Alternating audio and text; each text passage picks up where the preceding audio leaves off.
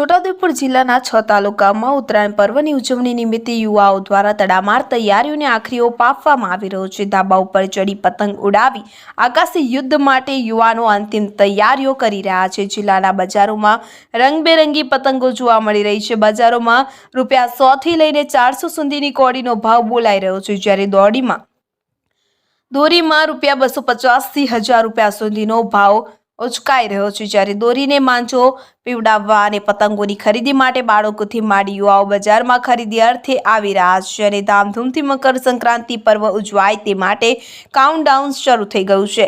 અત્રે ઉલ્લેખનીય છે કે છોટાઉદેપુર જિલ્લાના બજારોમાં હાલ દરેક દુકાનો પર પતંગ અને દોરીઓ જોવા મળી રહી છે, પરંતુ ભાવ વધુ હોવાને કારણે ગ્રાહકો ખચકાતા પણ જોવા મળે છે। ઉમંગ અને ઉત્સાહના આ તહેવારમાં ભાવની ફિકર કર્યા વગર પતંગો અને દોરી ખરીદવા યુવાઓ અને બાળકોમાં આતુરતા જોવા મળે છે।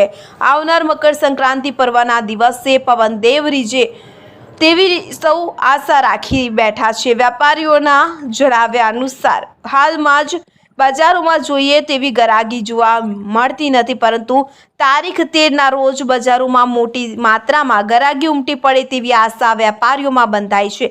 પતંગ અને દોરીની સાથે સાથે સમગ્ર જિલ્લામાં ચીકી અને તલ ચાંકડી તથા ઊંધિયું અને જલેબીની લિજ્જત માણવાની હોય કે જેને કારણે હોટેલ માલિકો દ્વારા પણ તૈયારીઓ આરંભી દેવામાં આવી છે। સાથે સાથે ઉત્તરાયણ પર્વમાં ઉડતા પક્ષીઓને જીવનું જોખમ હોય કે જેને કારણે દોરીમાં ફસાઈને ઘાયલ ન થાય, મૃત્યુ ન પામે માટે સમગ્ર વન વિભાગ દ્વારા તૈયારીઓ શરૂ કરી દેવામાં આવી છે। મકર સંક્રાંતિ પર્વમાં 2 દિવસ ખડે પગે પક્ષીઓનો બચાવ અર્થે વન વિભાગના કર્મચારીઓ અને અધિકારીઓ સતર્ક રહેશે।